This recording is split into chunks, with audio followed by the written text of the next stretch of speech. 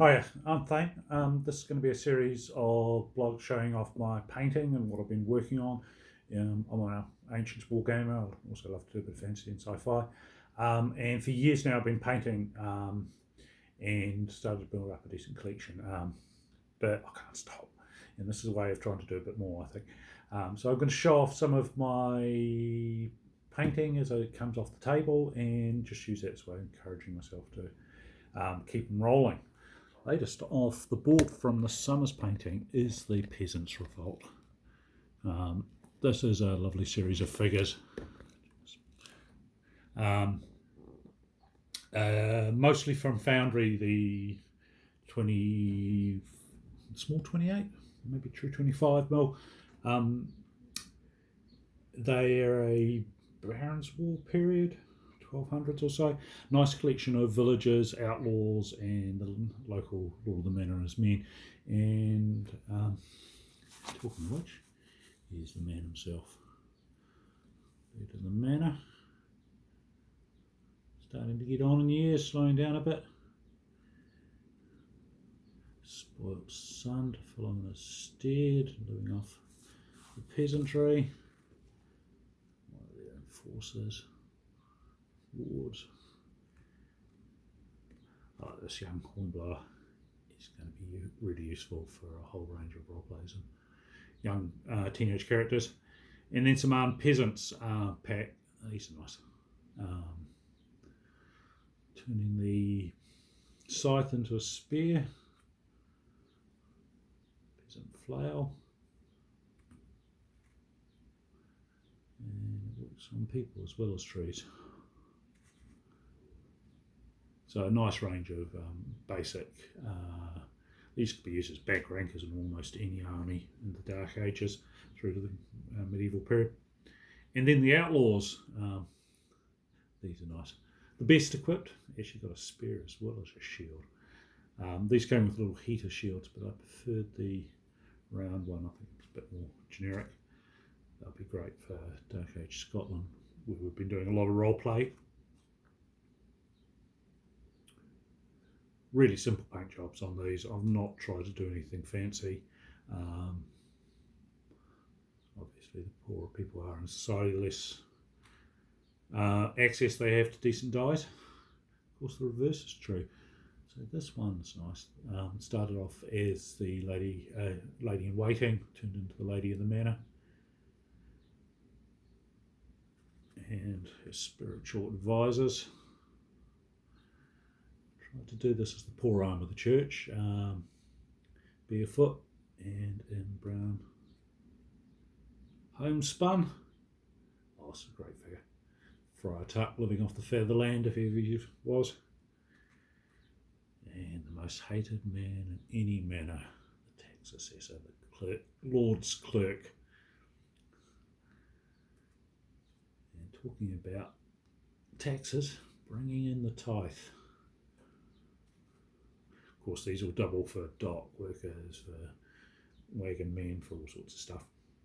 And then the ladies in waiting. First up, this one decided to do as Bride of Christ as a white nun. You can see I've used quite a lot of flowers on these. I am planning to do some gardens for them back in my houses and villages, and these will fit in very nicely. Wet nurse, maybe a lady in waiting. Maybe just straight up mum. Getting the water. Widow's black.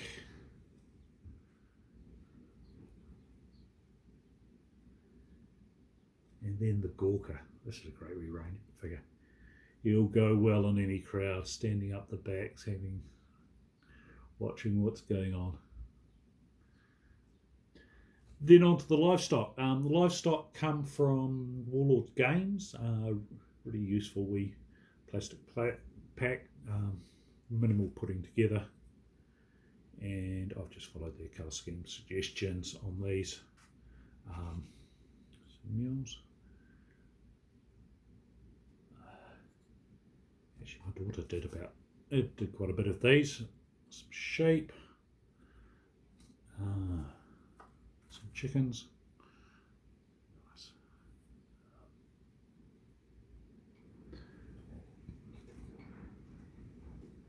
geese.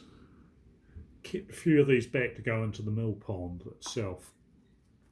But it's really nice having animals around the place. It brings scenes alive. Yeah, there's two cats. A little one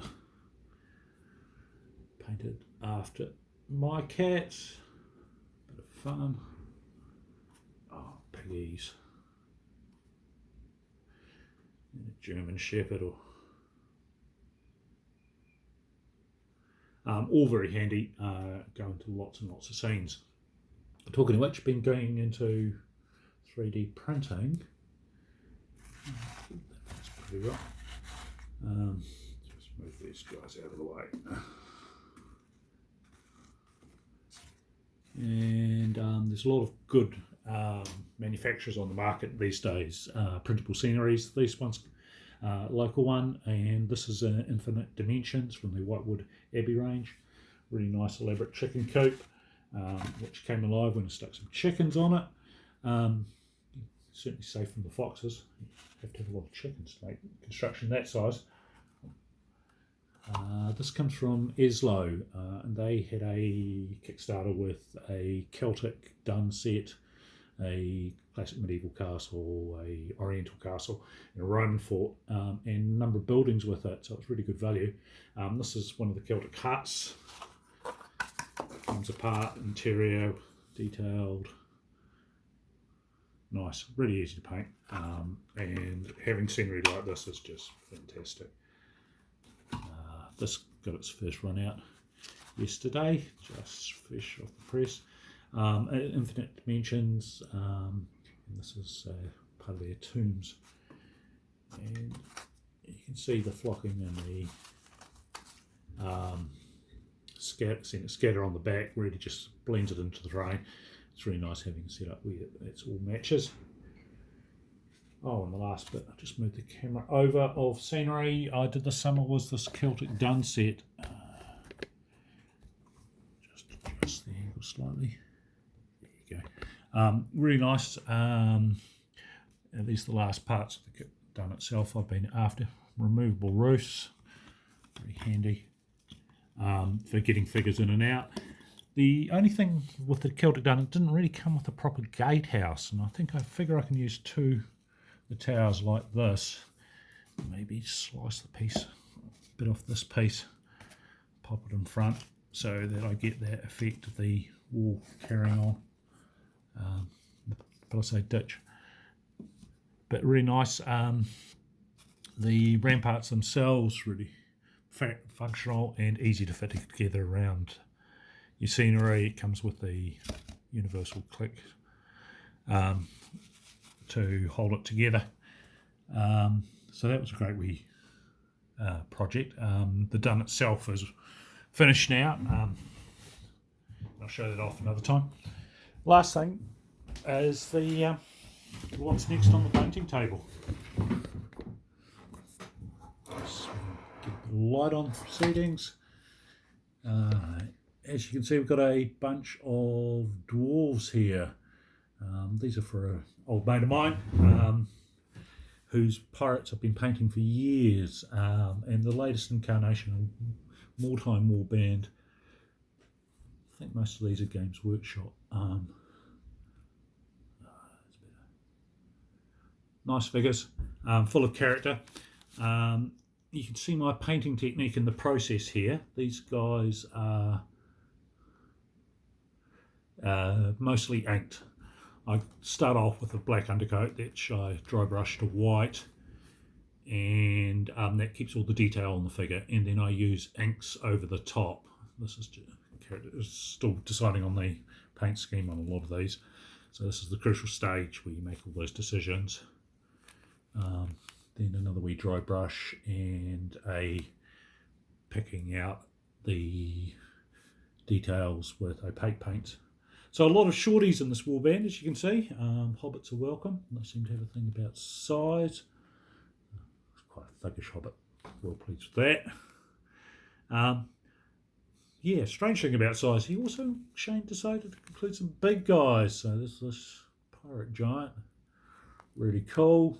I guess the dwarves feel safe around big uns. It's an ogre. Nice. Crazy set of paint figures. So just got to make those final colour choices and then final dry brush and finishing, of course, the bases. So yeah, that's what I've been getting up to this summer. Hope you enjoyed having a wee look at it. I'll post some more blogs as we go along as I finish off more stuff. Cheers.